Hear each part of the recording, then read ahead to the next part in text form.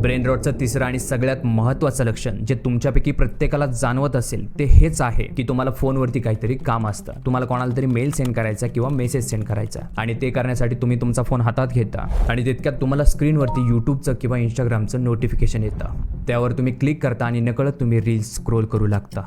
Scroll करता करता 2 मिनिटाचे 20 मिनिट होतात आणि तेव्हा तुम्हाला कळतं की आपण फोन घेतला दुसऱ्या कामासाठी होता आणि करतोय तिसरंच. तर हे असं होण्यामागचं कारण थोडंसं सायंटिफिक आहे आणि ते कारण म्हणजे डोपामिन. आपल्या ब्रेनमधला एक असा केमिकल जो आपल्याला प्लेजर प्रदान करतो, एक आनंद देतो.